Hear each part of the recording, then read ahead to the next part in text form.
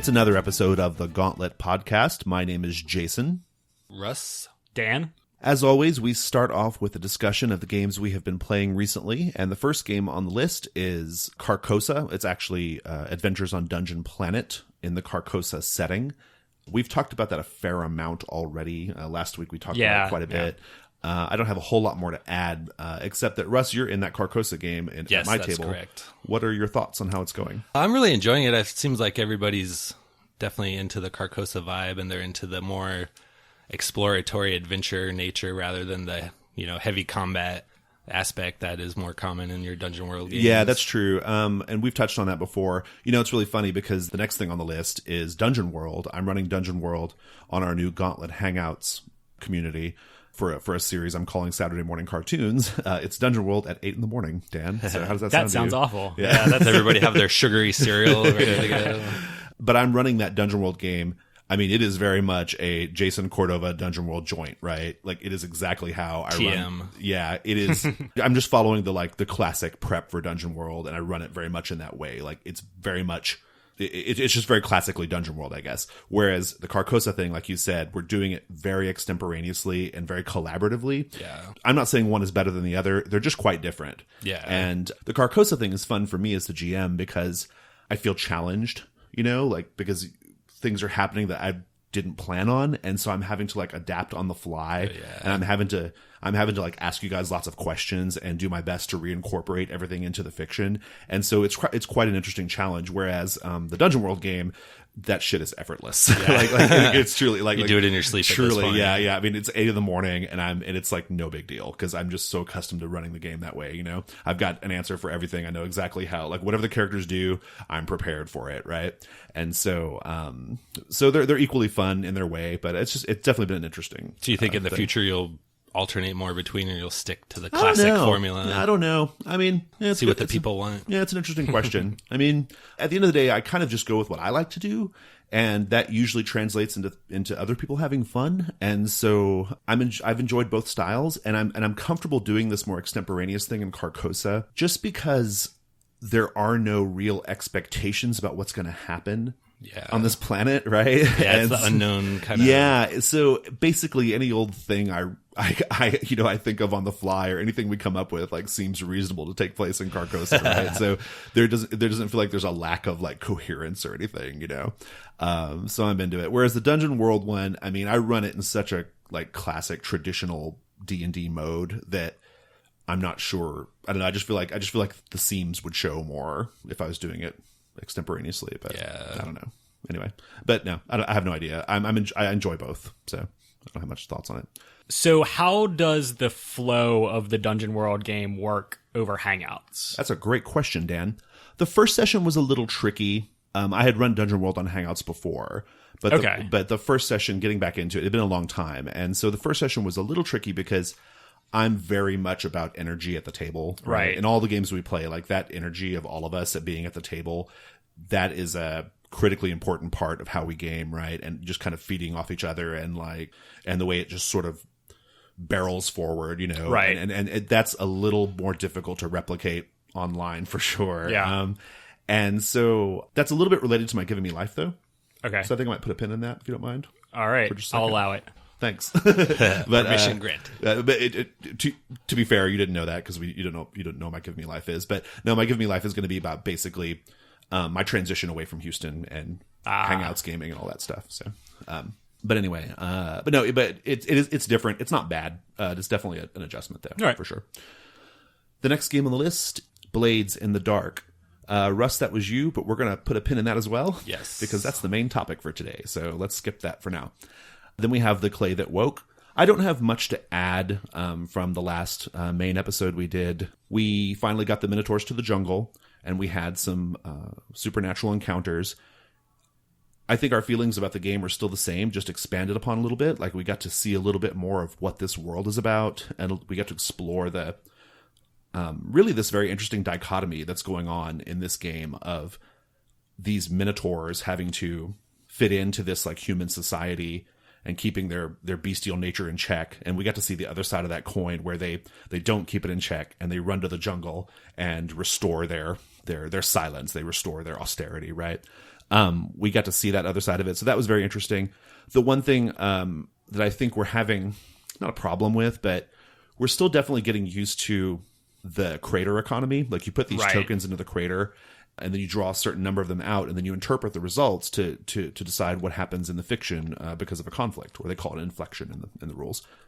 We're having a little bit of a bit of trouble figuring out how do the players know what to put in, and are they supposed to be trying to angle for certain outcomes, or are they supposed to be putting in the crater tokens based off just what their character would want to do, or how they would react to things. We're having and like the sort of balance there of like how many of each token. We're having a bit of trouble with that. So is there a fictional justification for the tokens you're putting in, or is it entirely meta? I think it's supposed to be meta because, well, I don't know. I don't think I know the answer to that question, because the rules say that you should just put in the Minotaur should just put in whatever tokens they want. But then there's a sidebar on the cover of the book that says, if it's a physical conflict that you would like to overcome, maybe consider putting in these tokens. If it's if it's a social conflict you'd like to overcome, or you'd be willing to improvise or compromise with the opposition, put in, this mix of tokens. It gives you some advice on that. Okay. But I think you can also just put in other tokens to maybe kind of sway the outcome a certain way. And I think it's a kind of a meta thing. There's also a lot of like knowledge that the Minotaurs can gain from the Crater of Lots. And I gather that is, it seems like it's supposed to be in-character knowledge, but it's gained in a meta fashion. So the Crater reveals truth, but it's not like a truth that's revealed necessarily in the fiction. It's just something that we learn at the table, and that information is imparted to the Minotaurs in the fiction. I could be interpreting that incorrectly, but that's my reading of the rules. Right. Anyway. So it's like a gazing into the abyss thing. That's a perfect analogy. Yeah, It's a little bit like gazing into the abyss. For listeners, that's... Monster Hearts, Apocalypse World, right. Gaze into the psychic maelstrom or whatever, right? So but with the Crater though, we've only played a few sessions, and Paul intended for the game to be a long-term affair, right? Right. It's meant to be like 20, 30 session, game. Yeah. And so obviously we would grok it at a certain point. Sure. Yeah. And it's like any other, new endeavor, like the initial sessions are going to be a little tricky, right?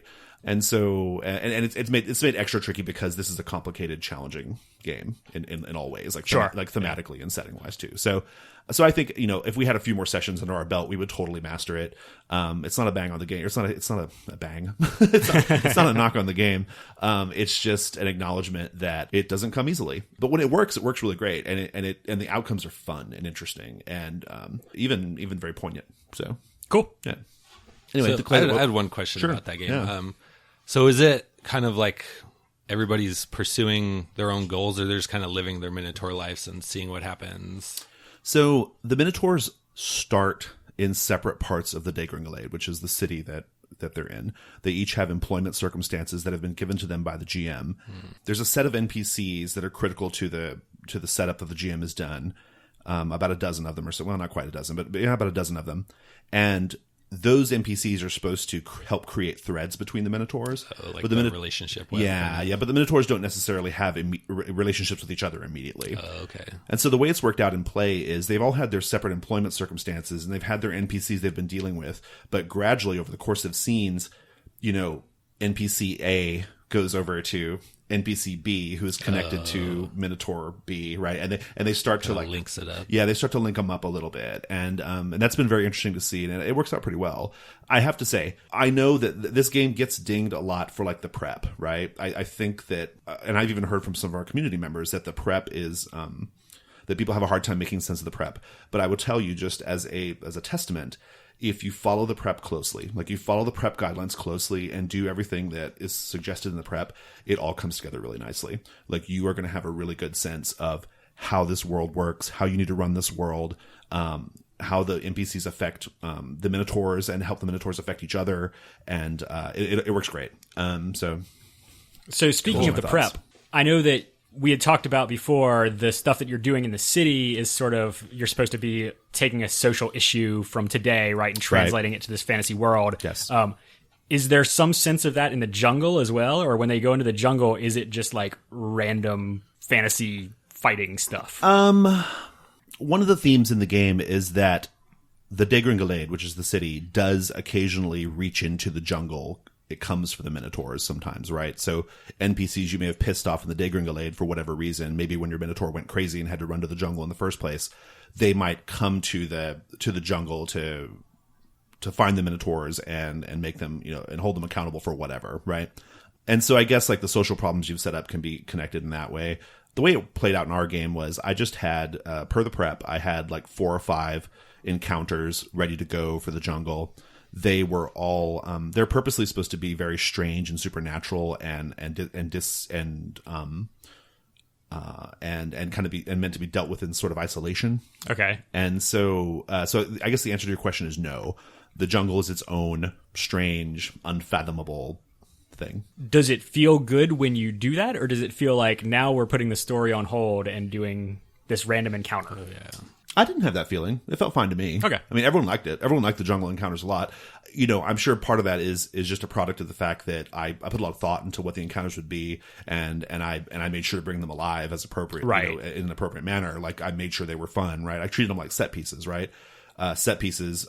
I believe in having a couple of big set pieces in every session of a game I run, and this game, the prep like kind of requires it. Sure, so, yeah. I think they enjoyed that, and it felt like a nice, almost like the pressure valve was being released. Because keep in mind, the reason why they came to the jungle in the first place is because they are dealing with these circumstances where they have to kind of restrain themselves, right? They're supposed to be restraining themselves. They're dealing, and like repression. Yeah, exactly. And the Minotaurs are dealing with NPCs who they may have like, they might feel a romantic connection to, or they might feel kinship or friendship to.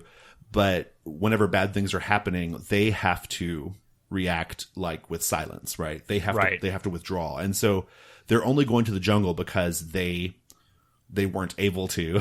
and so they go to the jungle and they get to like fight and run around and be savage, right? And then once that's over, they come back restored. I think the players are into it in the way they're supposed to be, which is like, this is our chance to kind of run free and experience strange things and be beasts, right? And then we're going to come back and we're going to go back to this, this way of being in the city.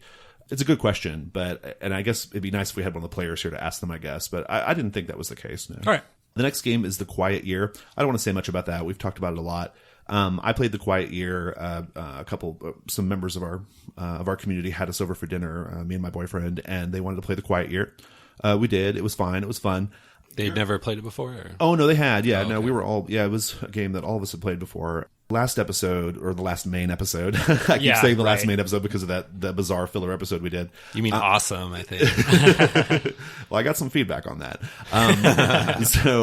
Would you say it was mixed? It was largely positive, but mixed. Okay. The last full episode we did, you had mentioned that the Deep Forest, which is a hack of The Quiet Year, had kind of a samey feel to it. If you play it twice in a row or twice close to each other, you know. We've played The Quiet Year a few times in recent months, and I had kind of the similar thought. It had a bit of a samey quality to it, and it wasn't a bad thing necessarily, but it definitely felt like, I've seen this movie before. Yeah, I've seen this movie before. Like, and that's not a knock on the game. I mean, there are lots of games out there. There's no reason why you can't put it on the shelf for a while and go play other games. But it definitely has that problem though, just because those cards like put such a because they demand such specific things out of you, right? And there's so many of them, and you have to kind of follow those, this cycle that every game goes through. You do end up with some sameness. Yeah. And whereas like a normal story game, you're kind of just creating story kind of organically, and it's a little you can kind of avoid that, but not. It was still fun. Yeah, and I mean, it's really good at telling that one story. Oh, sure is. It's just that once you've told that story, maybe you don't want to do it again immediately. So. Yeah. Well, and like, if you think about it, one of the fun things about the game is when the Frost Shepherds arrive, and then you have that conversation about like, well, what do you think the Frost Shepherds were? Right. It's purposely vague, yeah. right? Well, once you've had that conversation, it's not really as much of a conversation. It's not really much of a conversation like the second or third time you play the game, right? So they were like the same as last time? Yeah, kind of, yeah. Well, and another thing too was this particular game that we played, we weren't really in conflict with each other, so nobody was taking contempt tokens. We were kind of all on the same page. Huh. And I think that was because we had played it fairly recently, and so we kind of... that hurts the the final outcome. Yeah, like we knew. Well, we just knew we were like just being more cooperative naturally, and that was kind of lame. I guess. Yeah, so, that sounds like no fun. Yeah, it was kind of lame. So I mean, but nevertheless. Yeah. Boo cooperation. Yeah, I know. Exactly. That's when you need to start some military tribunals and start hanging people. I just started blood zombies. That's what I did. Right. Yeah, I felt because do it. I didn't think the group was being sufficiently dispassionate in introducing problems for the community, and so I was like, "Fuck it, blood zombies." So Great. Yeah. Well, the next game on the list is Forbidden Island. That's a board game, and that was you, Russ. Tell us about Forbidden Island. Yes, it's very similar to Pandemic. It's by the same guy. I'm not sure what order. I kind of think it's after, but It is after. It was after, yes. Because he takes a lot of the main ideas, with trying to beat a timer with the deck milling thing that intensifies. It's not called intensified, but it's the same mechanic. The rules of Pandemic and the rules of Forbidden Island are practically Mad Libs of each other. Yep. Very, very similar. Yeah. It's like a few reskins of what you're like. Right. You're not finding cures. Cross out virus and write in water. Right. Yeah. Exactly. Yeah. It's not cures. It's treasure. Right. Yeah. But I mean, it's pretty fun. It's a little shorter, a little faster. I played with my wife. She liked it also. I think we both like Pandemic a little bit more just because the general setting is something we're more into. Okay. Like the disease zombie fighting kind of thing versus exploring an island. I thought you were going to say because it's a deeper game. Well, I like that too. Like my wife, she plays board games and stuff, but she doesn't care as much about mechanics to that same degree. But yeah, it did feel more tense too because in Forbidden Island, you do kind of, come down to the wire where the island's starting to sink around you and you're trying to make it to the helicopter right as it's sinking kind of thing, which was still good. I just didn't really feel that same drawn out, tense feeling you get playing Pandemic. Yeah, that's my feeling. I know Dan likes Forbidden Island better. Yeah, I would argue the other way, just because. Well, I don't know that I even like Forbidden Island better, but it gets a lot more play at my house because I play it with my wife too, and I don't want to sit there and do the setup for Pandemic and all of that when like you can scratch the same itch in like half the time with Forbidden Island. Right. So. Yeah. True. And I feel like with two people, Forbidden Islands might be a little better because there's tighter cooperation between the players. Oh, I wouldn't want to play Pandemic with two people, I don't think. Yeah, exactly. Yeah. So no, for sure I could see Forbidden Island with two. Yeah, Pandemic's good with two. It's definitely not as exciting as when you have all the other people because it tends to have a lot more quarterbacking going on where like, if you move here and then I move there and they're like, problem solved. All right, playing Pandemic with two people is almost identical to playing it with one person. Yes, it really is. Well, and depending on, so like I've been thinking about this, well, since we're talking about Pandemic, I've been thinking about this post that I've been wanting to put up on G+. I haven't done it yet, but where I wanted to ask. We're getting a post preview. Oh, indeed. I wanted to ask folks about what is one of their favorite gaming memories. It could be a board game or a role-playing game, but just a memory that you have that you really treasure and you love. And mine is the Christmas that my family first had Pandemic, right? So I think our mom ordered it for Christmas, because all the kids were going to be home, we're a board game family. So she had ordered it and we played that game. My sisters and my stepfather and my mom, we played that game. I swear to God, over the course of the whole holiday break, at least 30 times, like minimum 30 times. And we would play until we had mastered 4 epidemics, and then we moved to 5 epidemics, and then we moved, and we would play, we'd play till late in the morning.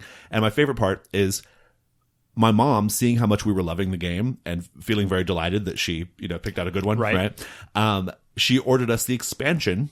We didn't even know. That's not even a thing we knew existed. She ordered us the expansion. It arrived a couple days later, and then we added that into it. So this was pretty awesome. Yeah, it was good. That's cool. But anyway, the reason why I'm bringing that up though is because my sisters and I, especially, holy shit, we go into like the Pandemic zone, right? Like when Pandemic hits the table, like we could be laughing and just carrying on, having a good time, and as soon as we unfurl the board and we start dealing out the first cities, it's like everyone just comes alive. Like, okay, oh shit, Bangkok. It's gonna be Bangkok and and Phuket. Or not Phuket. Is Phuket one of the cities? Thought so. I don't know. It might be. I don't know. Oh no, it's not. That's just a city in Thailand. That is also true. Ho Chi Minh City. Yeah, Ho Chi Minh. We start immediately. We start planning immediately, and we start going into this mode. And I have to imagine when other people are playing with us, it's not as. Viewing it from the outside, Yeah, I guess I'll come back later. Yeah, let me know how I it don't works think out. that I get the whenever spouses or boyfriends or girlfriends have joined us over the years, there's a distinct feeling of like, I'm not in this club. So anyway, Cool. Forbidden Island. We've also been playing another board game. Dan and I have played a few times, or more than a few times, a lot of times. Yeah. One Night Ultimate Werewolf. Do you care to set it up? Or I don't know. Sure. It is like the old game of Werewolf, the classic sort of party game that requires like 12 people, which is kind of difficult to get together a lot of times. Not easy. So the general gist, I've actually never played regular Werewolf, but I've played other games that were inspired by it. So, I mean, the general gist is that some people, everybody has a hidden role, and some people are villagers and some people are werewolves, and the werewolves eat the villagers, and the villagers try to figure out who the werewolves are. Those are the only two roles, or are there other? I don't know about the original one, but so in this one, because it's One Night Ultimate Werewolf, there are a whole lot of different expanded roles, and so you still got like a couple werewolves that are in the mix, but you also have a bunch of different roles that do different things over the course of the game, right? So you all get your roles and you look at them, and then you have an app on your phone that has a narrator on it that tells you, that like walks you through the rest of the game. And that's awesome because that's one of the shittiest parts of those games is somebody always has to sit out and be the host or the moderator. Yeah, because it gets really complicated to remember like what order everything happens because there's a ton of roles. So like the idea of the game is that like it becomes night and everyone goes to sleep, and then the werewolves wake up, and so that's the players opening their eyes, and the werewolves open their eyes, look around, see who else is a werewolf. So the werewolves always know who's on their team, and then it goes through a whole list of other roles, and like one will be like the seer, open your eyes, and then look at someone else's card, or look at two of the cards that weren't chosen, and then it goes on to the next person. At the end, everyone has done something, unless you're like a villager, then you're just an idiot and have no idea what happened because you had your eyes closed the whole time. Right. But at the end of it, a lot of cards have probably switched around because a lot of the roles involve either like stealing someone else's card and replacing yours, or just switching other people's cards without even looking at them. Right. Pretty cool. So you never know, like even if you started out as a werewolf or as a villager, you don't know if that's what you ended up as.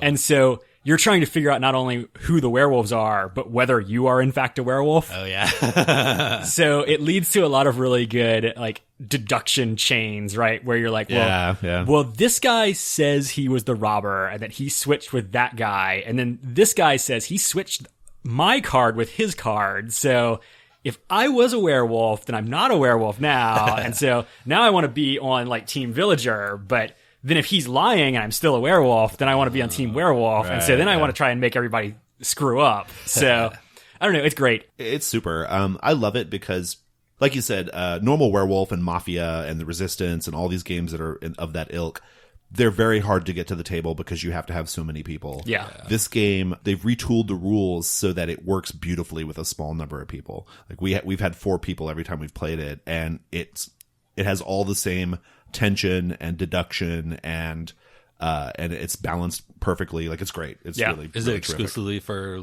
small numbers of players, or can you play it with 16 I think you can go up to or 10. Okay. Yeah, I think you can go up to 10, but you can also play it with as few as 3. Okay. So that's, or I think even 2.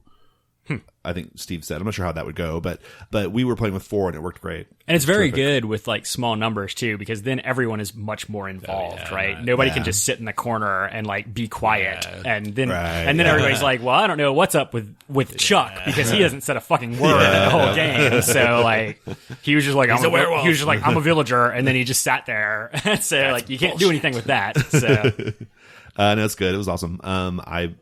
We've been playing a lot like after our regularly scheduled role playing games, much like we used to do with Love Letter. It's pretty awesome. I like it a lot. The next game on the list is Kaleidoscope. Kaleidoscope is, of the 3 of us, I think I'm the one who played it, but we've all played it, right? Have you played it? Yes, I played the. I don't know if it was the first time, but it was a while back. Yeah, and I know Dan's played it before too. So, but I played it recently. It is a hack of Microscope. Listeners will probably know that Microscope is the world building or history building game by, is it Ben Robbins? Ben Robbins, yeah. And Kaleidoscope is a hack of that by Jackson Tegu. Instead of, so you have all these index cards that are, in Microscope, you have all these index cards and you orient them a certain way to represent either a period in history and then moments in time within that period of history, right? Like so you orient the card differently underneath those periods. So you're making an outline. You're making essentially. You're making like a timeline, right? Yeah, like a historical timeline. And so it's a cool game. We've talked about it in the past. Also has a brand new Kickstarter, incidentally. Oh, really? Yeah, it does. It's called Microscope Explorer. I backed it. I don't know what I'm getting for my backing. Sometimes that bites you in the ass. So sometimes you get a book on fire, and that's it. True, It's true. Yeah. But Kaleidoscope is cool. It's more of a humorous thing. Essentially, the way it works is what it's all about is you and the other players have just watched a bizarre foreign film. Like art house. Yeah, like hyper art house foreign film. After having watched it, you are recounting like memorable scenes from the movie, and you place those scenes like in a timeline. So there's like parts of the movie which are like 15 to 20 minute segments of the movie, and then you have scenes within those those parts, right? And it's fun. The movie you end up making is always extremely bizarre and makes no sense, but that's kind of the pleasure of it. Right. It's great. Yeah, it's really cool. It plays in about, I don't know, hour and a half. It's kind of fun too to like psychoanalyze what the story you came up with and be like, holy shit. Yeah. Well, that's you're right, Russ. That's one of the things that you don't see coming until it happens. You start to see like themes and symbols. Yeah, right. Like, I think this is clearly what this means. You actually start discussing your made up movie in very much the way you might discuss like, a Buñuel film or a David Lynch film or something. Right. So it's pretty cool. So the best part of the game is at the very end when you all get to make different titles for your movie. Yes. Oh yeah. So what was the foreign title when it's translated translated into English and released in American theaters? I don't remember. I'm sorry. Yeah, I don't remember. I data dump every game. You know that. I don't remember. Gonna free up room. Yeah. It was something like, okay, let's back up. One of the things you do to set the movie up is your friend has recommended the movie to you, and he makes the recommendation based off of this Mad Lib style like thing. So it's things like this genre of movie crossed up with this other genre of movie, but obsessed with this strange pattern or mineral. Yeah. Right? Stuff like that, right? And so ours was it's like Disney World as seen through the song Bad Romance, but with I can't remember what the third thing was. Ours had kind of like a sort of like Disney World Child's Carnival kind of vibe to it, and I think it was called Dark Mountain. I think was the name of that was the name of the English. Okay. That was the U.S. release title. The cultural translation title, right? Yeah, was like Forbidden Mountain or Dark Mountain or something like that. Well, that's remarkably like I think that is a reasonable movie, sounding. Yeah. I can't remember them. I wish I'd written them down, but oh well. Another fun part of the game is you watch the movie screenlessly. So what that means is you all sit around so that you're facing each other, and you go through Act 1, Act 2, and Act 3 of the movie, and in each act you make a facial expression that defined like what you were seeing on screen from that part of the movie. Yeah, and then you make your facial expression, and no one can see me making my facial expression right now. It's great though. Thank you. You make your facial expression, but still. And then everyone glances and looks at everybody else's, and then you're supposed to. No one ever does it, but you're supposed to let that be inspiration for the things you think of in the movie. But I think that's it kind of seems like it just winds up as an excuse to make ridiculous faces because it's hard to justify like, well, let me think, because Russ looked like he was sexually attracted to something, and like Jason make that face, Russ. that was pretty good. That's pretty good. Jason looked like he was about to vomit, and like this dude here just looked like he needed to take a dump. Yeah. So now I need to like roll all of those in to color my narration. So plus, I always feel like too, after about 5 minutes, you're like too into the game, you forgot like everybody's face. All exactly. Wait, was he sexually attracted, or was he eating something spoiled? I don't really remember. It's just an exercise. It almost feels like almost like a limbering up exercise or something. Yeah, loosening up. Yeah. But Kaleidoscope's great. I think it's like $8 on drive-thru. It's awesome. It's pretty fun. People should check it out. That just leaves Lost Days of Memories and Madness. Dan, would you like to set that one up? Sure. Lost Days of Memories and Madness, which on your list appeared as the Asshole Elf game. It did indeed. I couldn't remember the name of it, Dan. It is a very difficult name. This was a random game that I happened to see on the shelf at a game store and picked up because the title sounded cool. Yep. And had cool looking art, and the premise on the back sounded neat. Yeah, it is. Sounds like your kind of elf game. Exactly, yeah. So as an avowed hater of elves, a game that just paints them as unrepentant assholes really speaks to me. So the idea behind it, though, is that you're able to take a look at elven society when it's at its peak, right? Because in most things you see, the elves were like the elder race, and so their golden age has already come and gone. So this game is trying to examine like what happened to the elves, but it's very specific about the setting too, because these are not like typical elves, and it explicitly says if there were ever elves who lived in caverns underground or in the trees, these elves hunted them down and murdered them. And so that spoke to me. Sounds good so far. On a deep level. Yeah. It came from a Game Chef contest a while back, and I think the ingredients were drug and memory and palace, I think, something else. But anyway, these elves, they are immortal and they are huge assholes. So they're immortal and they have a really far reach. So they have this giant empire, but because they're immortal, they're super bored all the time. And so they just like get their kicks from stealing the memories of other people and other creatures and absorbing them into their brain. Because I think it's sort of implied that it's dangerous to go form your own memories because they can still be killed. They just don't naturally die. So it's much easier to just like hang out in your super cool elf palace and enslave all of the races around you and steal their memories and just stick them into your head. But so all of elven society is based around the idea of stealing memories and taking these memories and inserting them into yourself. So much so to the point that you don't have a character sheet in this game. You have a name and you have 4 memories, and that defines your character. There's nothing else to your character but these 4 memories. And every conflict in the game is about stealing someone else's memory. So you another player's memory or just any you can make new memories as well and say like, well, this is a new memory that's up for grabs and I'm going to try to get this one. But you're trying to take everyone else's memories and in that process drive them mad. And then you play the game until there's only one surviving sane elf, and then he describes how elven society crumbles after all of the rest of you have gone crazy. And then all of the elves are dead, I guess. And so is that what's supposed to happen if you finish the game? If you finish the game, that is what's supposed to happen. In the perfect world. We did not get that far. We got about one time around the table before we gave up. We got to the first 2 players' turns. So time-wise, 5 players. 3, technically. Was it? Well, okay, so we actually did the setup portion, which was quite fun. The setup is great, yeah. The setup's really fun. And then the actual gameplay, though, we got through 2-3 turns. Yeah. That was kind of it was real rough. It was but rough. The setup actually is cool and maybe worth talking about a little bit. The concept is cool. Yeah, the concept is great. Yeah. And the way that it works though in the setup is like you wind up with your 4 memories, but you don't actually write your own memories necessarily. There's 4 phases in the beginning where you're making memories that have like kind of hit a different theme. So the first memory is like, this is a memory that forms the core of who an elf is.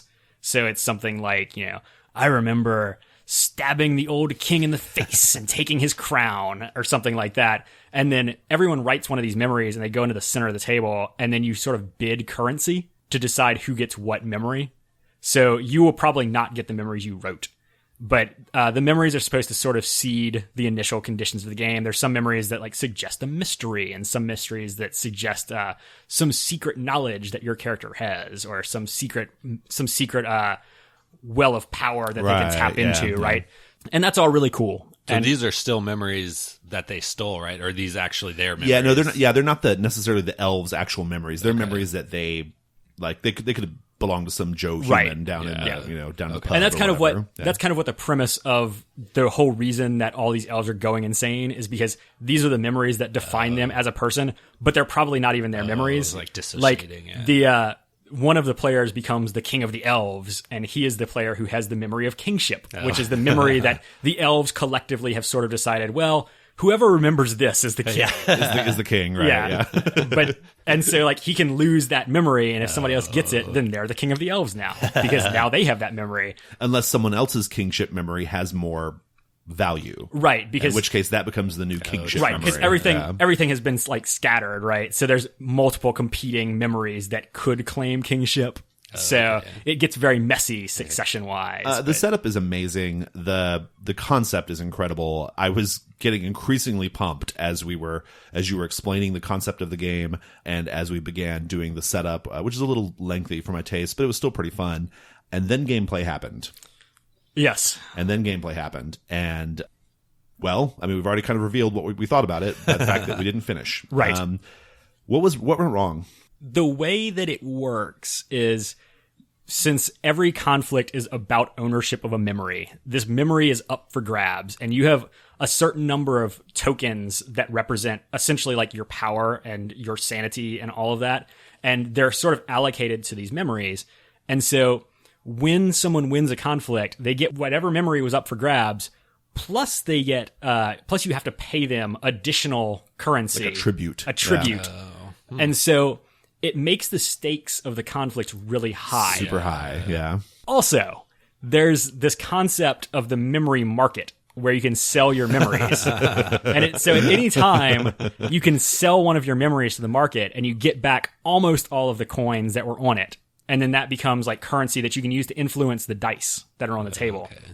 And it's very swingy, because you're looking at the dice, and any of them that are tied, you sort of set off to the side, and you're like, well, we're not going to worry about those. We'll look at the things that aren't tied, and then whoever has the highest die, they're going to win, and they will win by however many dice they have higher than the next person's, than the other person's highest die. And it's extremely punitive. Like if you lose, it's very punitive, and so you're not. You keep going, essentially, right? Like you have, because the stakes are so high, you have no incentive to stop. Yeah. You know? And so we had our first conflict was this fairly stupid conflict about like, I'm an elf harpist, and I was going to make the king cry. Right. I'm going to play this song to make the king cry and strengthen my memory of being a sweet elven harpist. That sounds totally contrary to everything. And the king is like, fuck you, I'm not going to cry. So that's the conflict, is whether the king will cry. That was the in-fiction conflict. Right, that's the in-fiction conflict. Over the course of this conflict, the king sold all of his memories at the market. The elven bard sold all but one of his memories. And that memory ended up with so many tokens on it, because the way the economy works out, that it was like 5 times more valuable than any other memory on the table. Like it had just a great big pile of tokens on it. Just by virtue of being first, basically? Just by virtue of like... being fought over so much. Because the more you fight over a memory, the more powerful it becomes. Okay. So, yeah. So at the end, basically, like at the end of that was our first real conflict. At the end of that, one player was insane. One player was set up to go insane. This was 10 minutes in the gameplay. Yeah. So yeah, I don't know, just not great. And like another thing that I had problems with was it's hard to understand how the memory transfer works in fiction. Right, yeah. And none of the examples in the book are very helpful, because there's one example of a conflict in the book and they fail. Oh. So, like, at the end of the conflict, it's like, well, the memory doesn't change hands. So there's no explanation. But the setup for the conflict is about, like, I want this other elf to reveal the location of the secret door to me, right? And so they go through all the steps of how this would happen, except, you know, there's, like, this weird disconnect where the one player is trying to trick the other one into telling him where the door is. But if they're successful, then the original elf forgets where the door is. Like he tells him where the door is, and he's like, "What's a door?" There were lots of strange, like, lots of strange, like, what's going on in the fiction moments, right? Yeah. Because so I was the harpist in the example that Dan's mentioned, and so, you know, I'm narrating myself, like, playing my harp and trying to make the king cry, and Steve is sitting there, like, playing, being very austere and just looking forward, like nothing's going on, like I'm not going to react emotionally to your song. And then the stakes were going back and forth on the dice, and you know, and it's very like Dan said, it's very swingy. So it's like, oh, now he's on top, and now I'm on top, and you know, right, by like 5 or by 6, right? So it's gonna like bankrupt you if you lose. Yes, you have to keep. So you have to keep going. Keep going. Yeah, keep going. Go all in. And so, but to do that, you have to keep selling memories. And so it's like, well, what the fuck is going on in the fiction right now? Like I'm sitting here playing my harp, and you're sitting here looking straight ahead, and not doing, and but you need to sell this memory. What's I'll going be on right there? back. Yeah, like what's happening? Like, is there somebody there standing there, like ready to, like, what are you selling? Yeah. Like, was it like that, Opening or his like trench coat? Yeah, like what, like it was really unclear, like what was going on in the fiction. It just Right. Yeah, I'm not going to cry, but now I don't remember the name of the demon prince. Oh, yeah. Right. right. Yeah, like it was weird. Yeah, it was weird, and we were it's sad. We were not feeling it almost immediately, and which is really, and it was a big letdown because everything leading up to that point was pretty cool. Yeah. Yeah, It would even, make like- an awesome book or movie or something totally. because the setting is so cool, but yeah, it just doesn't translate well to a game. Yeah, it was odd, and I'm even wondering, like, if it had just been like more mechanically balanced, would it have been good? I don't know. I don't think so, Yeah, honestly. yeah, I don't know either. Anyway, ho hum, Lost Days of Memories and Madness. The next segment is Giving Me Life. This is where we discuss something that we're really into right now, that's giving us life, so to speak. I've introduced this 100 times, and If you don't know by now, what are you doing here? Exactly, it's true. Yeah, fuck you, New Fuck you, New Get to Prison. the back of the podcast queue. Now, this is where we discuss something that's not necessarily related to role-playing games, except when it is, and mine is. But we're going to start with Russ. Russ, what's giving you life? So it was earlier this last week. It's on Hulu Plus. There's a TV show called East Los High. East Los High? Yeah, like East Los Angeles. Like East kinda. Los Angeles. East Got the it. High. Yeah, Got it. basically. Yes. East the plural. Yes. High. Yes. It's very grammatically incorrect, but it's pretty good. It's like a teenage drama. It's on it's on Hulu Plus. So I think that's probably the biggest obstacle people would have to getting it, is you have to sign up for Hulu Plus. Was it a Hulu original or Yes, something? indeed it is. Okay. Yeah, so that's the only place you can really get it. All right. Isn't it interesting how all of entertainment is becoming so highly segmented and like walled off? In that Everybody way? wants like their Right. own precious little Yeah, IP to yeah. Like make money because off like of. it's like if you don't have access to HBO, you're missing this stuff. If you don't have Netflix, you're missing all this stuff. But that said, It's pretty awesome. A lot of good stuff. Pretty cool. It's a teenage drama, so like if you've ever seen, probably most people, Saved by the Bell, or even I would say closer to Degrassi. I don't know how many people know about that, but it's. I'm no dirty Canuck. I've yeah. never watched Degrassi. Well, you see somebody from Degrassi in the music industry every day, sucking horribly. So that's what I remember from Degrassi. But anyway, so East Los High is really good. It's one of the only shows that has like an all Latino cast. It has a lot of issues that are kind of salient. You know, there's one episode where one of the characters is undocumented and he's unable to, like, they go to Arizona to compete in like the regional competition and they won't let him compete because he doesn't have his green card papers with him.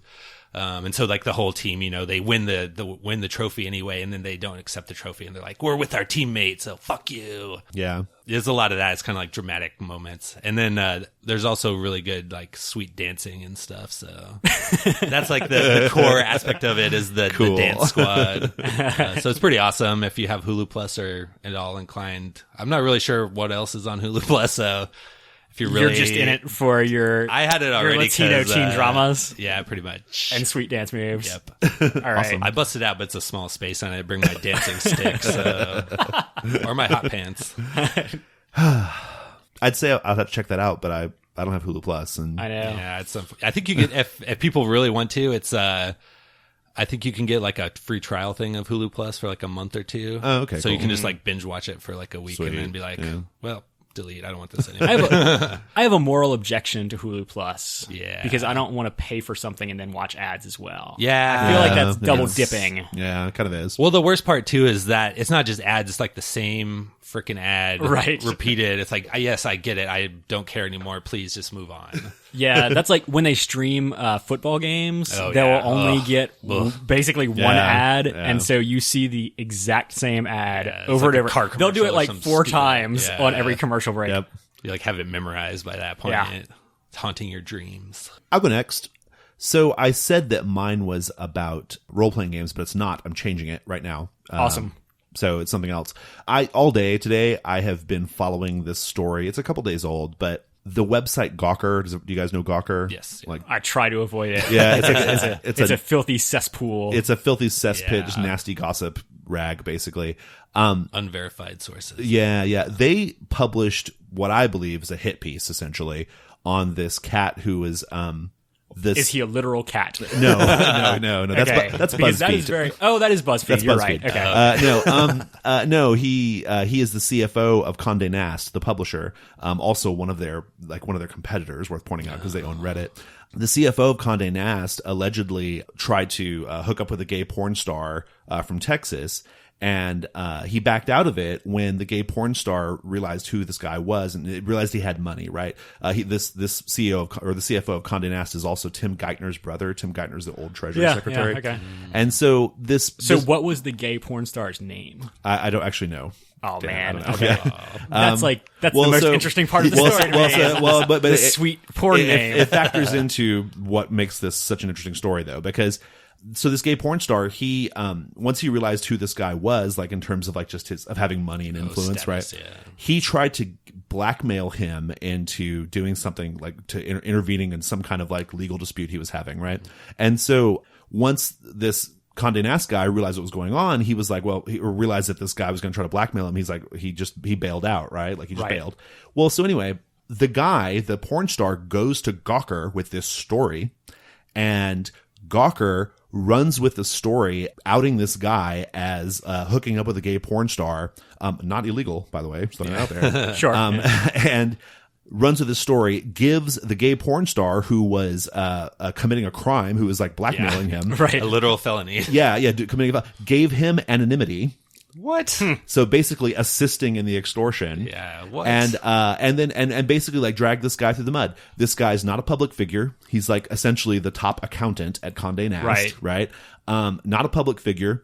Gawker got real nasty about it because they tried to take like this moral high ground of like, oh, well, we're just exposing, we're looking out for the, his wife who he cheated on, and all this other stuff, I'm sure she's grateful. Right. Yeah, I'm sure she's totally grateful for that. Thanks, Gawker. Yeah. And also like, apart from the fact that it's like, I'm sure she didn't ask for that. There's also the fact of like, you don't know what kind of arrangements they have, Yeah, like true. you don't know what their fucking their marriage arrangements are. You don't know what anything, right? So they're outing this guy. It had a whole like gay shaming aspect to it as well. Like it had all these nasty, nasty elements. The reason why it's giving me life is because there was an immediate, almost awe-inspiring blowback on Gawker with this, right? All of their commenters, it's been noted that it's the first time in internet history where the comments of an article show more humanity than the article itself. That is amazing. Yeah. So there's an immediate blowback. Nick Denton, who's the like owner of Gawker, he had the story pulled because all these people were pushing back on like Twitter and like celebrities and other journalists and stuff. They pulled the article. The EIC of Gawker and some other people, they quit in protest because they felt like it was management interfering with editorial decisions. They've got egg all over their face about this. They're probably looking at like a very, very expensive defamation suit. And I don't know. I like it when things go right. And this is an instance where things went right.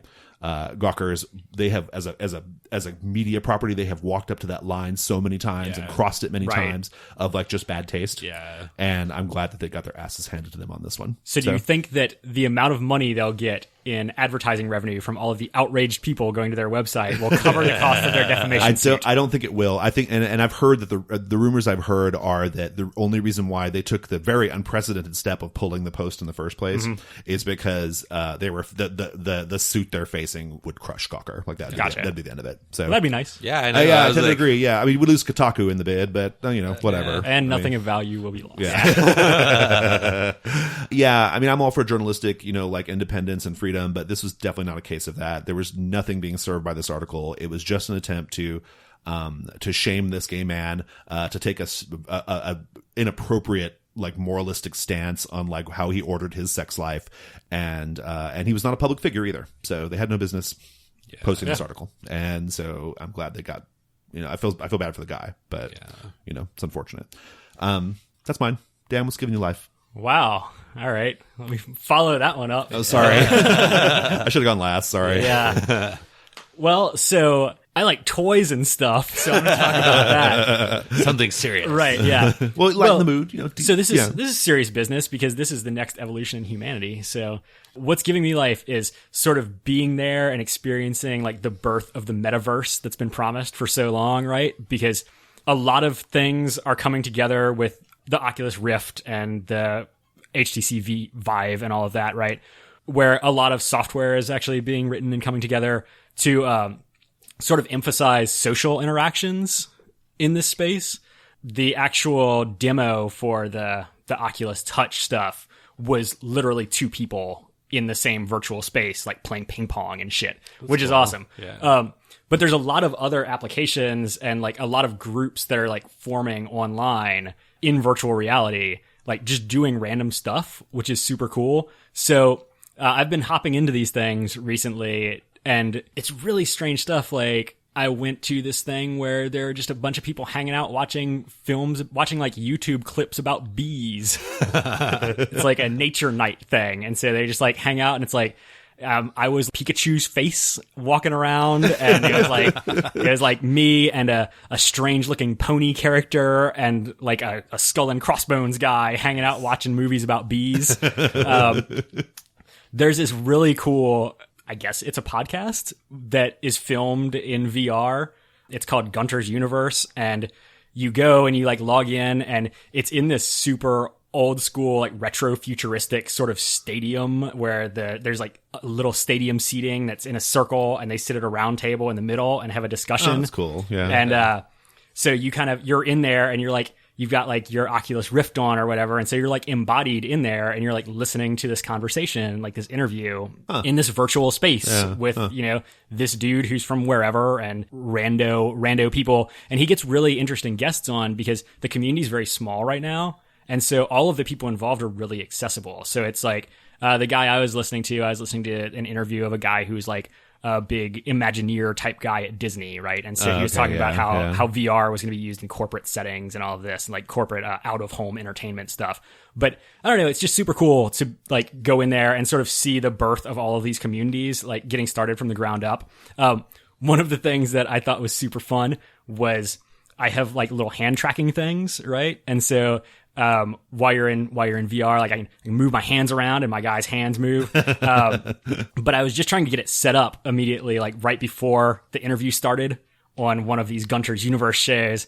And so I was like desperately trying to sit down and not make a scene, but it was poorly, my thing was poorly configured, and so my arms were just flying all over the place. People in the face. And like I couldn't sit down because you have to like be able to point at the bench and click a button to sit down. So I'm like standing up and my arms are flailing all over the place, and like everything is janky in the best sort of way, like the way you always imagined it would be in the 90s when you thought about this stuff.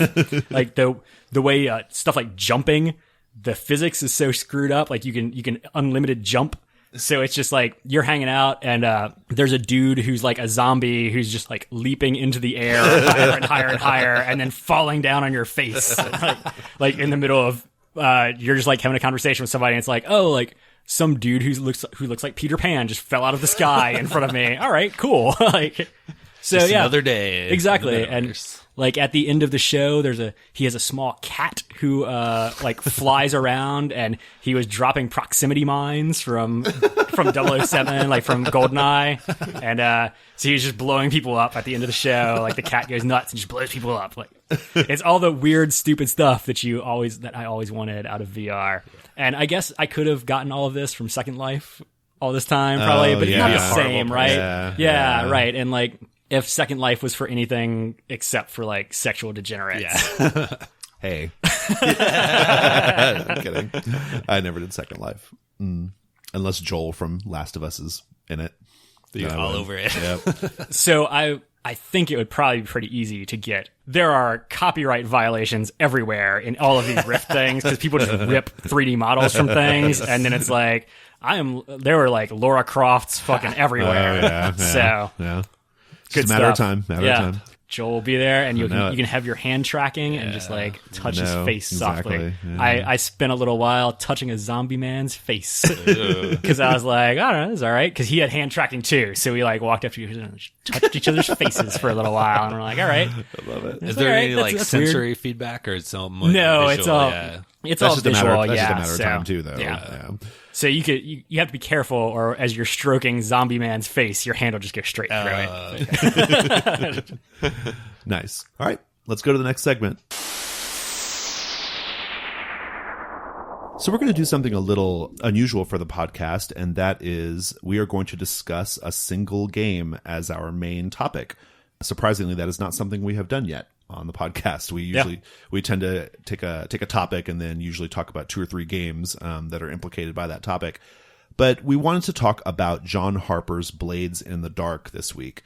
My thinking when I was putting this on our recording schedule was, well, first of all, John Harper is a favorite designer of the Gauntlet. We play lots of his games, and so that was, one of the reasons why I thought, hey, we should talk about Blades in the Dark.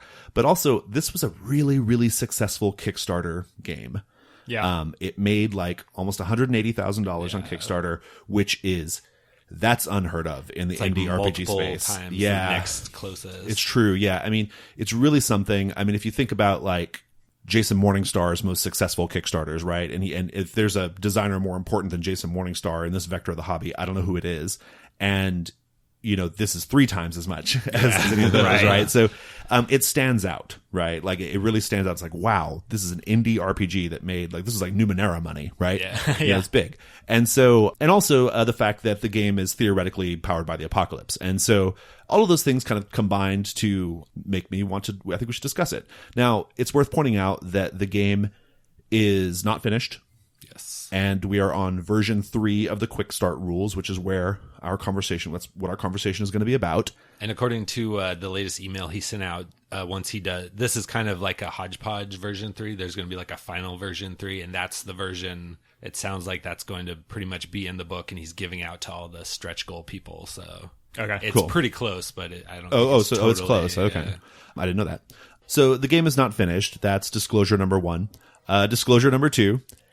Dan and I have not actually played it, so we're violating something of a policy around these parts of not discussing games that we haven't actually played. Armchair quarterbacking. Yeah, games. we don't normally do that. This is not RPG.net. Ouch. So we don't review games that we haven't played. I will say the art is fantastic. I give this game 5 stars. It's John Harper. The layout's amazing. Yeah. It's at least an 8-star. Setting 8 is out of 10 gold. Right. No, so that's not something we normally do. But Russ has played it. He's run it a few times. 3 sessions. 3 sessions, and so we wanted to get your feedback on it, Russ. Which is why we have you on today. And it's not really a review. It's just some thoughts based off of Russ's experience with the game and Dan and I's having read the quick start rules. The latest, yeah. So take this for what it's worth, listeners. There's a big giant caveat on especially on Dan's opinion and my opinion. But nevertheless, we've played a bunch of games. I think we have a pretty good handle on what we like and what we don't like. And I think we can offer, something of an informed opinion with the understanding that our opinion might change once we actually play it. So, yeah, that's kind of what I wanted to say at the outset. So, Russ, why don't you start by just really quickly saying what is Blades in the Dark about? Probably the most salient thing people would connect it with is Dishonored, the video game, where it's kind of like industrial fantasy, but there's also still kind of magic and spirits. And like Dishonored, it's I think eventually there'll be other different types of crews, but this one focuses specifically on a thieves crew, and they're basically taking their gang from like a couple of thugs get together and form a gang all the way. We're not going that far, but that is the end goal, is to like get to the top of the ladder and control whatever part of the city you're going for, kind of thing. The city of Duskwall. Duskwall, yes, that's correct. Okay, cool. So it is I've heard that setting, that Dishonored setting, described as whale punk. Yeah, because the big aspect of that, which also carries through to this, is the whales. And this, they're kind of like, it's not explicitly said, but because of all the demons and ghosts and stuff, they are kind of like basically giant demons that they go out with the steamships. Well, not steamships, but they go out on hunting ships and they track them down and they harpoon them and then bring them back and chop them up into bits for their energy. Got it, yeah. Which powers the pseudo electricity of the city. Cool. And then another aspect that's kind of mentioned heavily is the spirits of the dead don't move on unless the body is like burned in a special way. So this city is surrounded by like a lightning field, basically, to like keep out rogue spirits. And then people that die inside are supposed to be cremated, essentially, to prevent them from rising again. And that kind of ends up coming into play. We should point out that it's the same world as Ghost Lines. Yes, right? That's correct, yeah. And Ghost Lines, which is a game we've played a lot. Ghost Lines is a PBTA game, which means powered by the apocalypse, means it's based off Apocalypse World.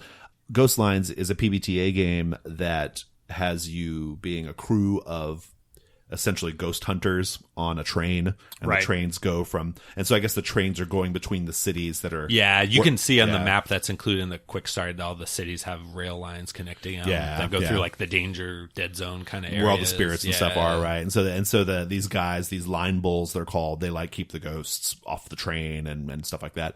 So in the same world, that's pretty cool. And actually I think, as I recall, John Harper shared with us that it's also the same world of Lady Blackbird. Yes.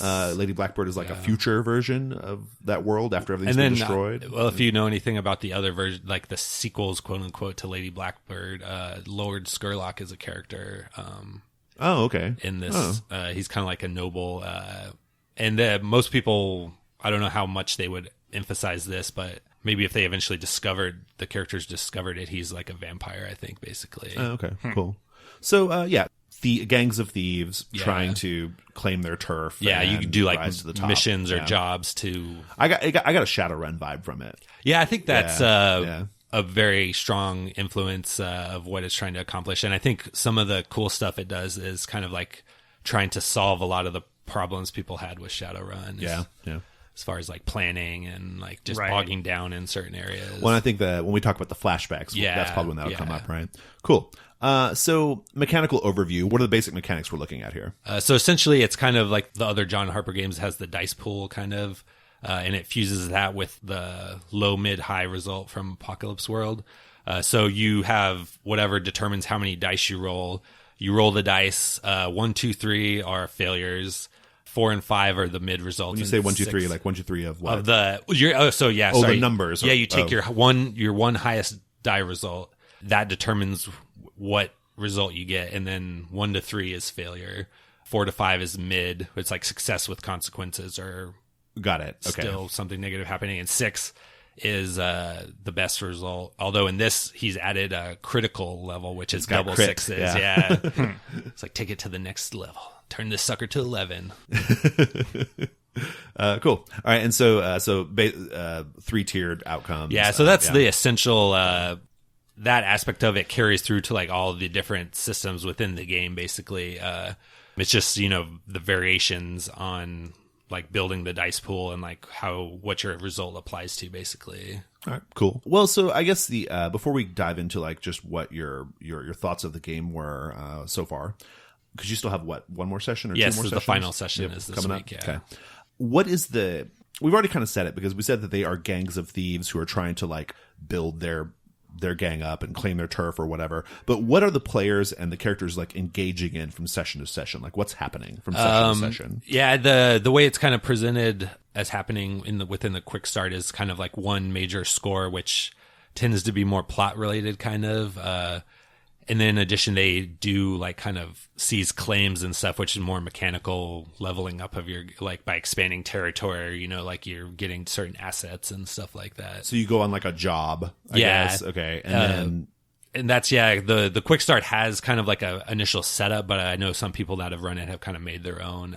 Cause at this point, the world is not very fleshed out in the quick starter, so you just kind of have to like bring what you know from his other games or just like make up your own stuff pretty much and use that. So like what I gathered from reading it was it's like on a session to session basis the gangs are involved in like a score, which is like a job, right? Yeah. They're trying to like complete this job, and then the outcome of the jobs reflect the advancement of your gang, or they have impact you gain your gang. Usually you gain like it has like an abstracted measure of wealth that's a coin, which is actually equated to like a chest of silver kind of.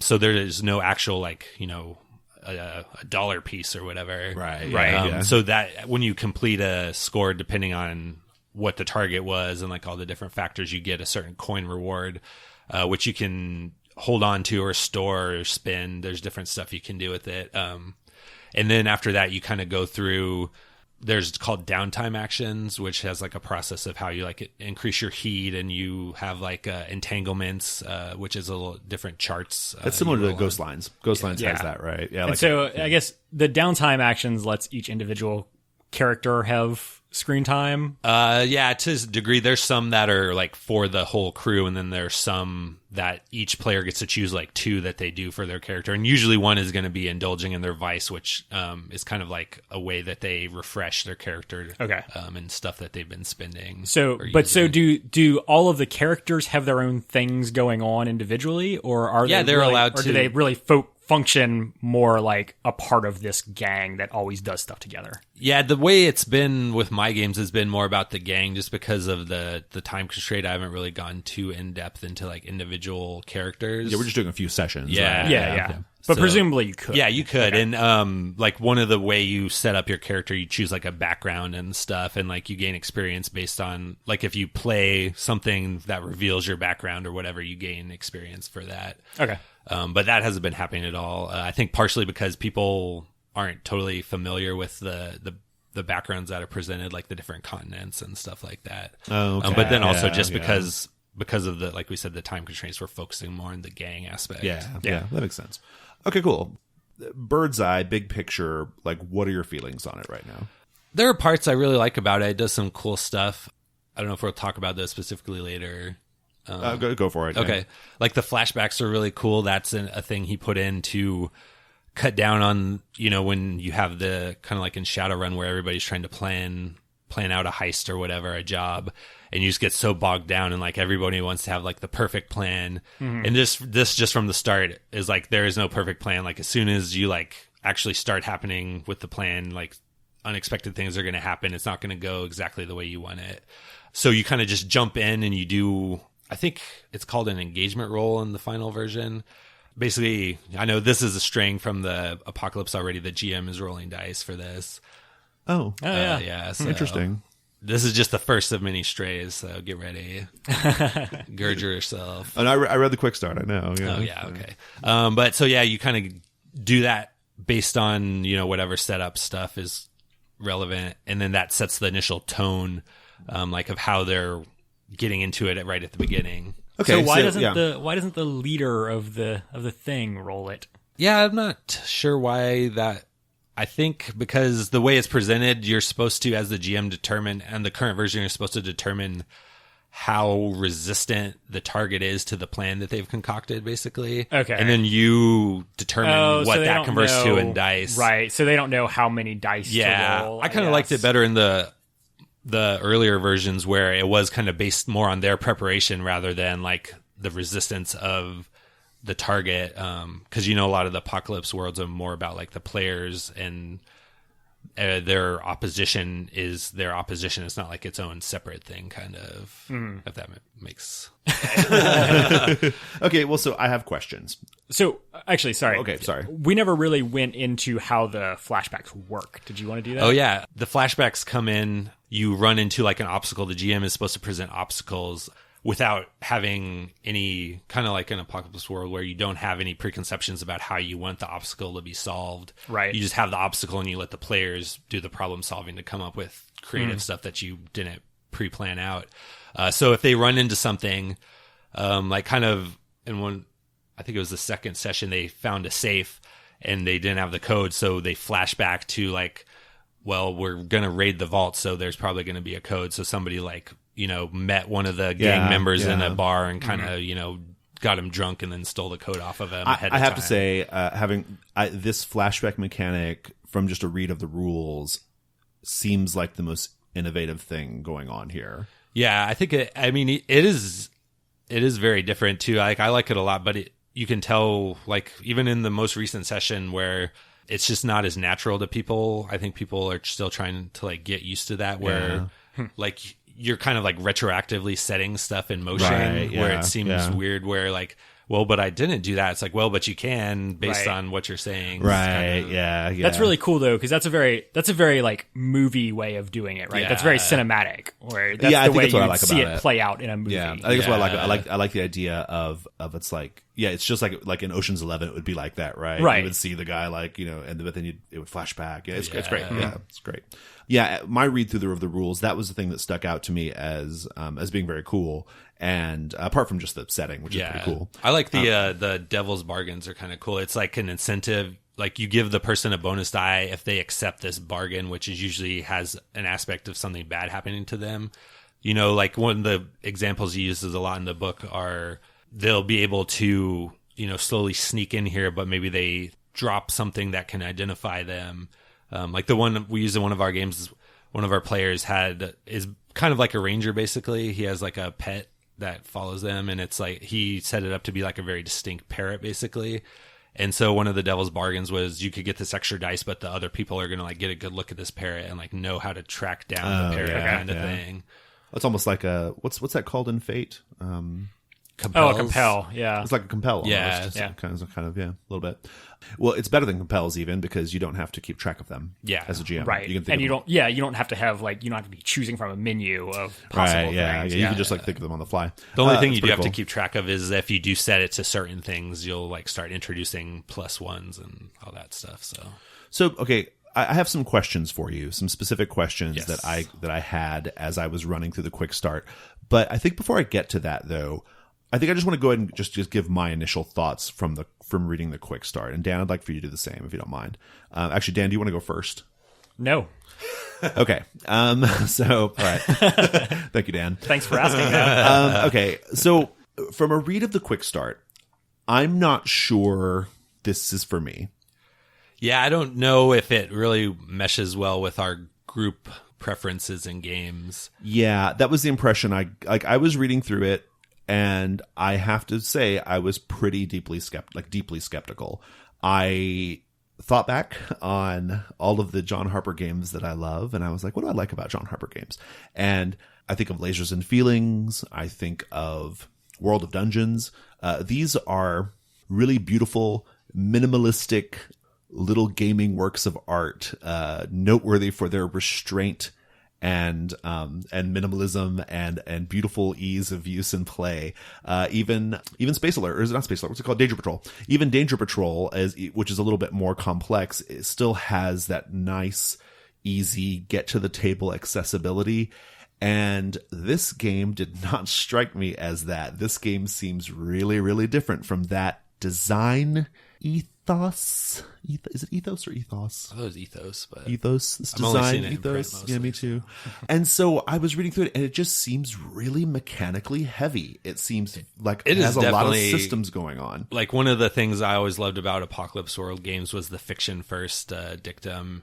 And this is like mechanics first for sure. Like the mechanics happen and you fictionalize what the mechanics are saying, and that was the impression I got. Yeah, that was the impression I got. I mean, there's a literal flow chart in it. Yeah, right? I mean, there's definitely a procedure. I mean, even after the games I played, I'm still not like totally following the flow chart exactly. Like you're supposed to always say like who's on point, like anytime you start anything.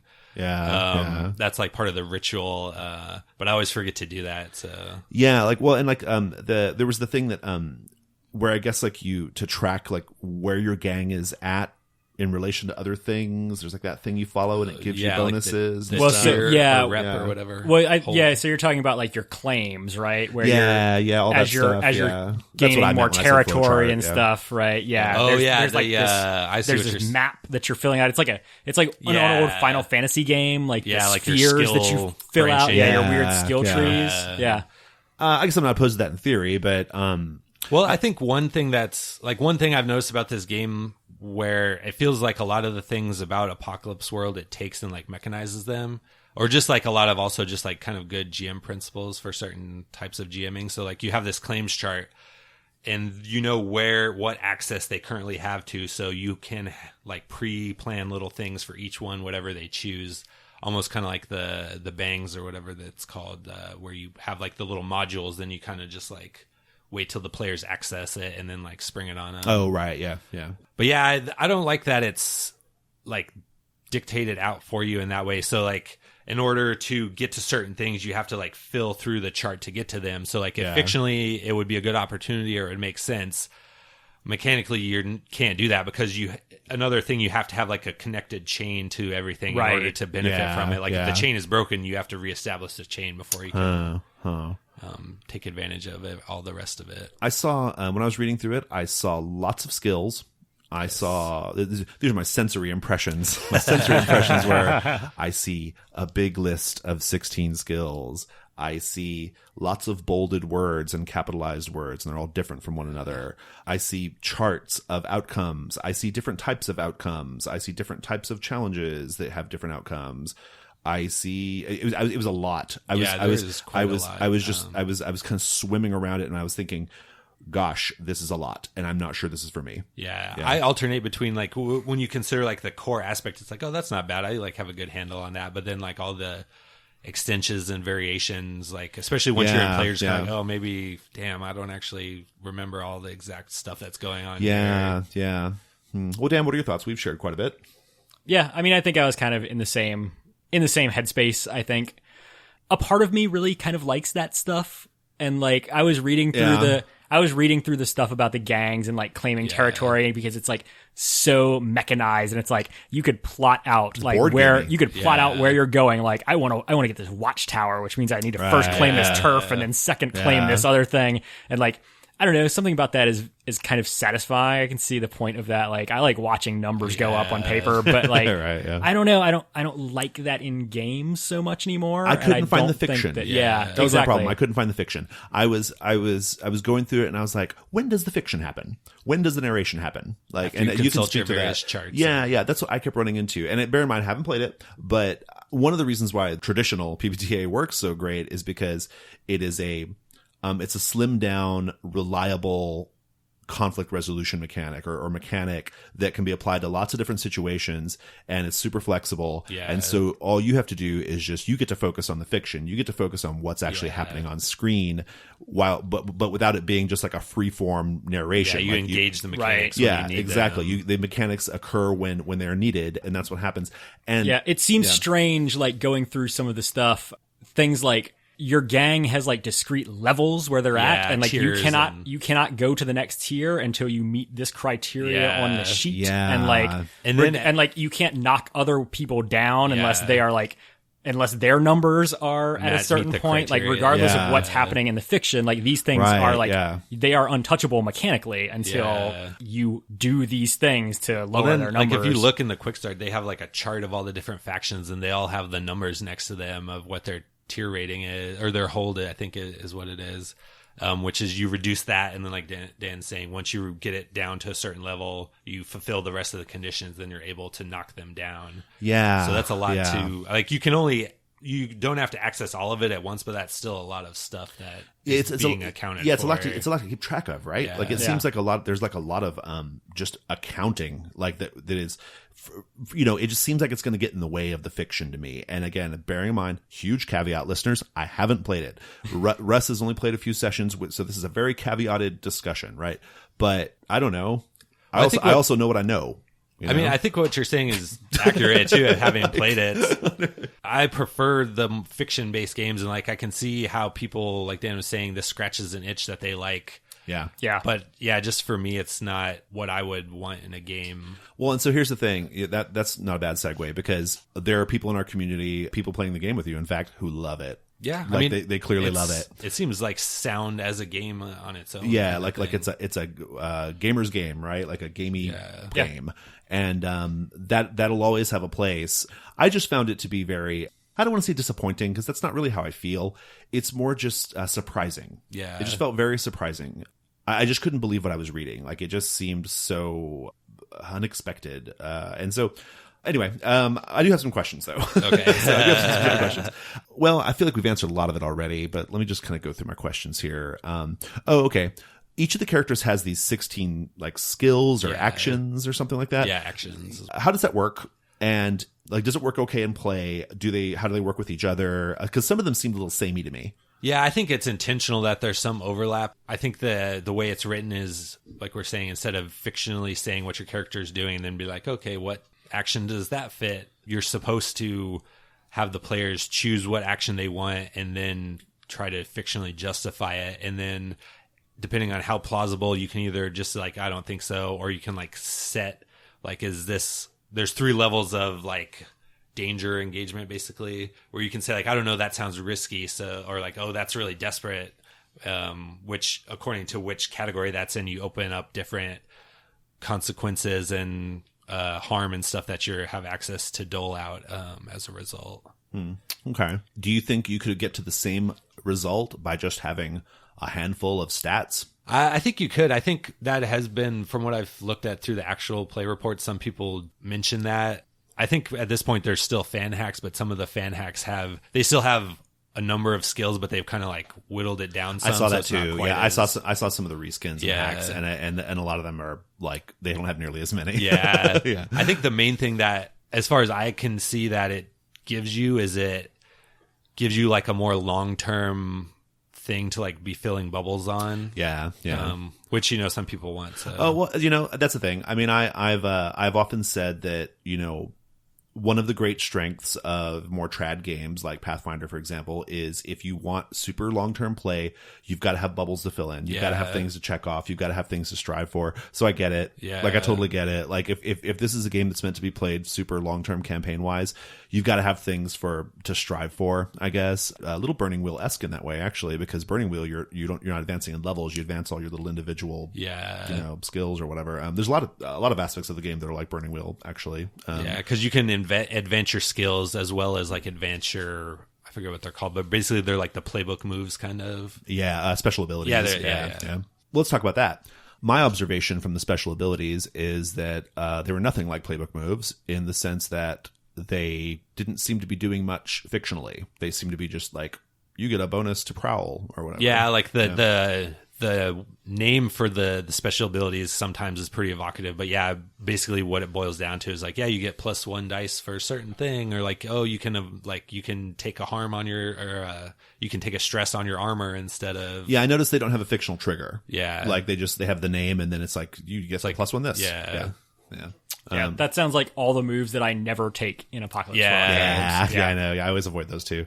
Although they're probably the most powerful moves if you think about it, because anytime you get a +1 in anything in Apocalypse World, that's super powerful, right? But, sure, but if your choices are like, I get a +1 on the roll, or I have more fictional options, I would always go for sweet fire, vampire cultists or whatever.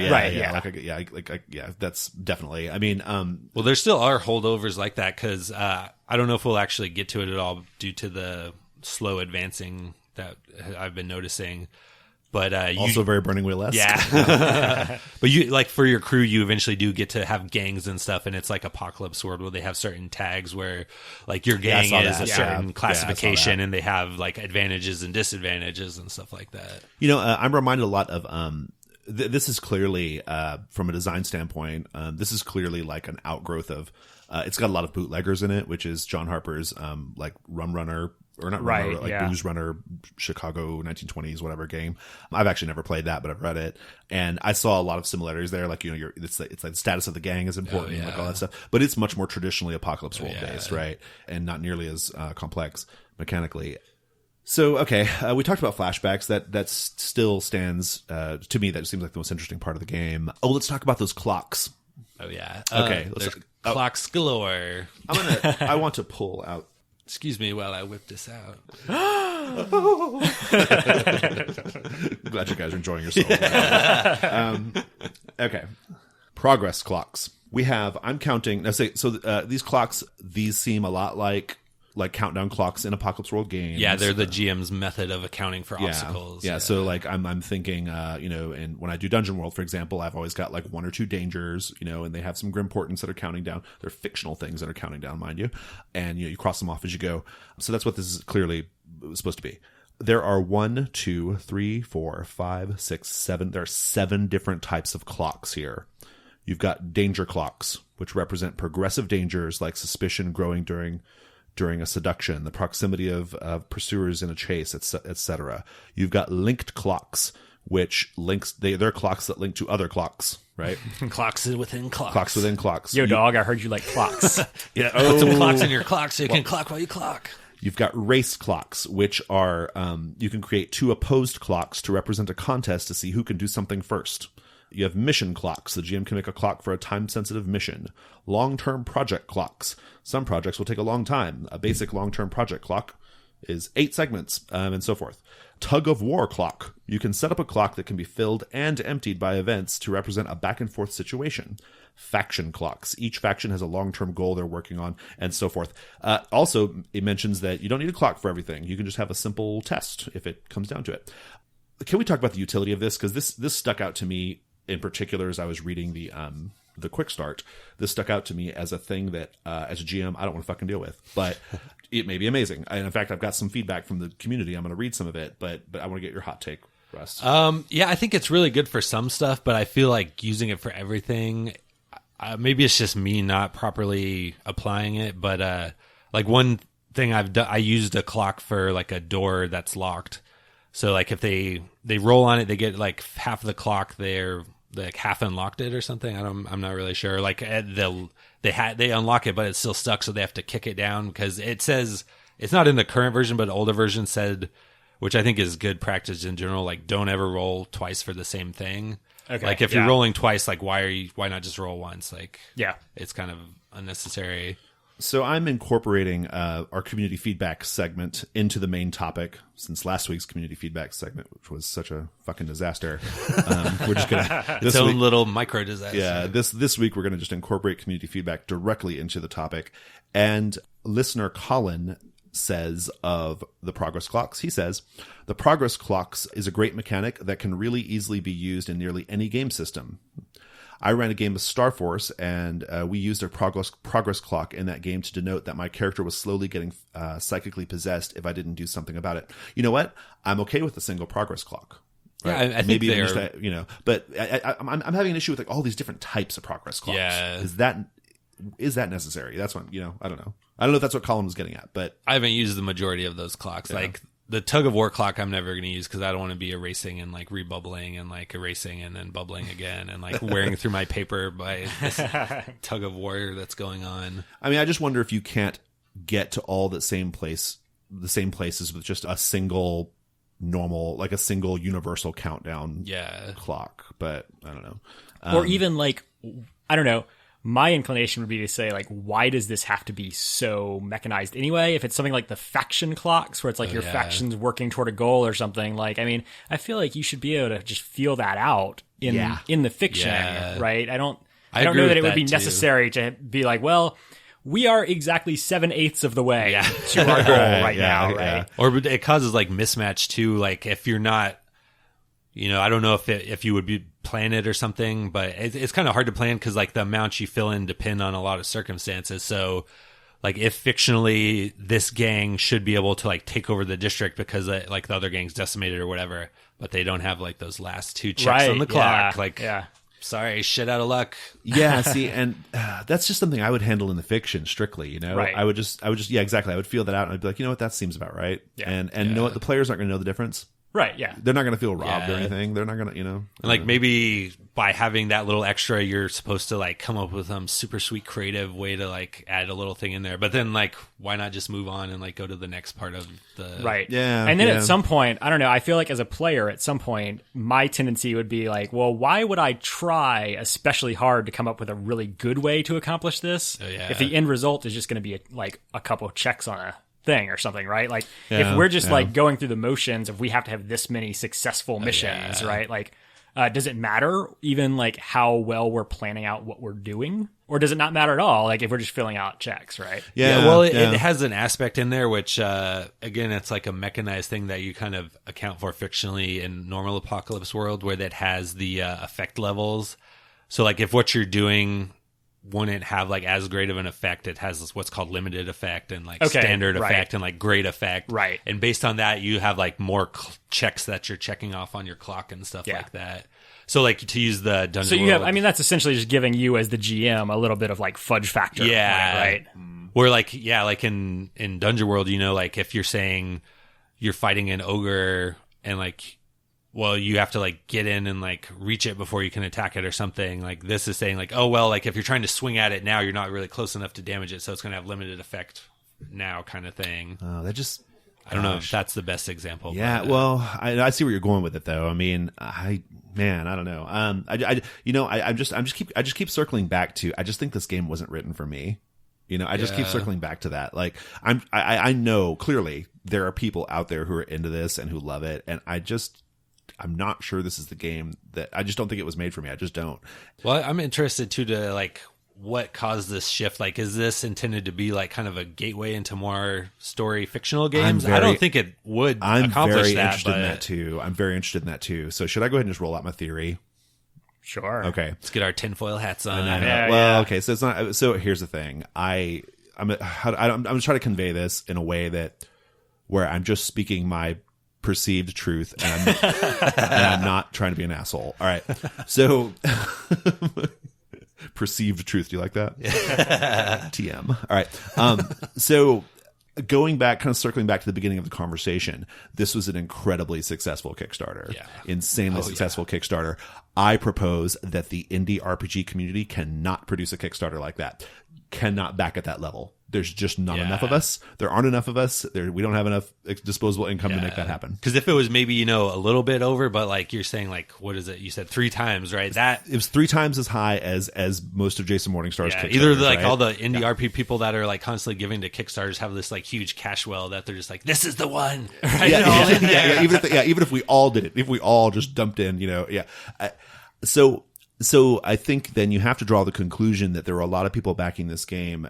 First of all, how'd they find out about it? That's what hats off to John Harper. I mean, Jesus Christ. Well, I mean, it's a super cool setting, right? Yeah. Like, and Dishonored, I think it really gets a lot of play from the fact that Yeah. it is very Dishonored-y, but like, and I mean, I don't know, it's presented really well, and like, it's just the setting itself is really compelling, and like what you're doing is really compelling. Yeah. So I guess it makes sense. Yeah. I mean, it makes sense that people would get there. I mean, but anyway, so I think that a lot of gamers who are more traditional role players backed this, and I think that because there are so many more of them, they are giving their feedback, and they are helping guide the game to go in a certain direction. And I don't know. I don't know if that's true, but because I didn't look at the original Quick Start, so I don't know. Like but I do know this. I do know that John Harper said that he thought the game was done when he first launched the Kickstarter. Well, the original, I don't know if it's the very first one, but the first Quick Start I saw was much more of like typical Apocalypse World stuff where a lot of this mechanical stuff was not in there. And I skimmed it. I skimmed it, and I was like, oh, sure. And like based off a skim and just John Harper, I was like, yeah, I got it done. I'm in. Right. Yeah. And then, but this thing it's just not comporting with what I thought was going to happen. Yeah. It's just really not. And so anyway, I think that there is, rightfully so, there's a large group of people out there who are giving feedback of a certain type. Yeah. And I just think that I think it's making it be a game that's not for me, which is super, super sad. Should have given more money, Jason. I know. Yeah. I know.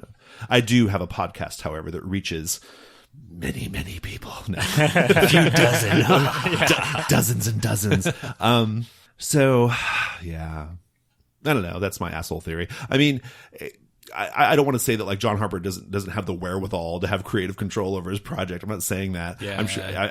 I'm sure he loves the game. I mean, but you can't. I ran 40 sessions of Burning Wheel. I like a crunchy game sometimes. I have a history with crunchy games. It's a thing. I mean, I do, but I've run and played plenty of Shadowrun. Like crunch is a thing, but it's just not what I thought was going to happen. Yeah. So, because I understand like. Especially like you're saying, if that is true, like I don't know, but you do want to like satisfy the majority of the people that are backing your project. Yeah, so. No, I get it. I get it. I mean, and he seems to be happy with it. Like the last update was like he's loving the way it's going, and clearly there are people out there who are enjoying it and playing it. And I guess we just need to play it, Dan. We just need to play it and see how it goes.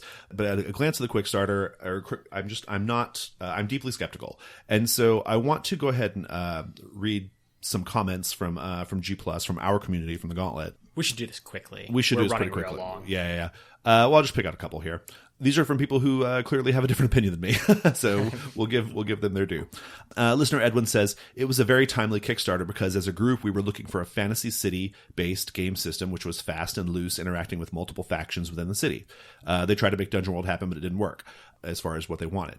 We love building settings, and this system makes that come to life at the right level without the detachment you find with Microscope. I've heard it's good for that. I've heard like the setup. Yeah, is pretty cool. Everybody, all the feedback I got from the players was they loved the character creation and crew creation and that whole initial thing. Cool. He continues, I tried an early version of the quick start rules, but found it hard to get my head around the setting, although there are many books that help it come to life. I decided to wait for a final version before trying it again. He says the basic premise is fantastic and so flexible you can make it your own as reflected in the number of hacks on offer, and there are a bunch. I'm looking forward to seeing many of them, and he names a couple that he's interested in seeing. So there you go. Listener Issa says, a huge draw for me is that this game positively oozes with theme. It really does. Yeah. You know what you're getting stylistically and tonally right off the bat. So if you're into the kind of world presented in Blades, it's an absolute winner. So that's something she had to say. And a lot of people are defending the progress clocks too. Listener Parrish says he really likes that. He's really into the progress clocks, and he mentioned some of the things that we've talked about as being good things. And then listener Farrell had some interesting thoughts too. I don't have time to go through all of it. A lot of this stuff is up on the G+. Particularly, go look for listener Farrell's freestanding posts about his thoughts on the game. He was one of your players, yes, right? Yeah. He's done a write up after each session. Yeah, he's done a write up. Each one he has 2, and we've done 3 sessions. So. Yeah, he's done a couple of write ups. He intends to do one for each session, and so people should definitely go look, find those posts and check them out. And I think he's somewhere in between of like loving it and us right now. Well, I know too. Like one of his comments about an issue with the game was like my misremembering and like not wanting to like search through the rules to like verify. And so I did look at it later, and it was my mistake that caused it. So. Yeah. So anyway, that was a good discussion. Every part of me wants to love this game for so many reasons, like the fact that John Harper's involved in it, the fact that the setting is amazing. It does seem to be doing some genuinely cool things, particularly with the flashbacks. I'm very interested in that. And the setup does seem interesting. It's a bit lengthy maybe for my tastes, but the world creation does seem pretty cool. But then there's just that nagging part of me that I almost hit the eject button about halfway through the quick start because I was just like, I don't know. I finished it, but... Well, that's like one of my greatest sadnesses is that was one of the things like we kind of mentioned already, but like Fiction First was like such a big thing and like so cool to me. And it seems like this is reneged on that. It feels backwards. It feels backwards. Yeah. But but again, like it's not really a criticism of the game though, to be honest. It's just I think it's just not my jam, Yeah. It's just not a game that was written for me. And so it sounds like that's kind of what we're all saying here. Yeah. I would play the final version because I'm going to have the final version, but I don't expect to, fall madly in love with it or anything. Yeah. Yeah. And regardless, I'm still psyched for the hundreds of skins. There are so many things. Yeah. So. Well, worst case scenario, we could, I bet you could run this in World of Dungeons really easy. You could probably run this setting in World of Dungeons. It'd be just fine. So how's that for irony? I don't know. So anyway, that's it. And I think that's the podcast. So listeners, if you want to get in touch with us or if you want to join our community, go to Google Plus and search for G Plus Communities. And type in the Gauntlet. You will find us there. We also have Hangouts, Gauntlet Hangouts. Oh, I didn't mention anything about like how the Hangouts games went because that was originally going to be my Giving Me Life. But the Hangouts games are I'm running currently running Saturday Morning Cartoons. It's awesome. I just want to say real quickly, I'm so accustomed to playing with Houston Gauntlet that it's very, very refreshing and interesting to play with people in other parts of the country who just get different perspectives on things, and I'm really enjoying that a lot. And also David, I get to play with little David as well. A little old, a little new. Yeah. No, it's going great though. We've got David, we've got Richard from Cannon Puncture podcast. This cat named Yoshi out in San Francisco, and then co-host Steve's friend Steven. And so they're doing great, and I'm really loving it. So anyway, if you would like to be a part of that, you should go to G Plus and find us on Gauntlet Hangouts, which is a different community, and see what games we are running there. I think that's it. Sounds good. Cool. Oh, yeah. So thank you so much, Russ, for sharing your experiences. And Dan, thank you so much for everything you do, Dan. Yep. Cool. No podcast next week. Right, yeah. Well, okay. Unless we release some horrible redacted segment that I don't know about. So, all right. Well, you guys take care. Thanks for listening.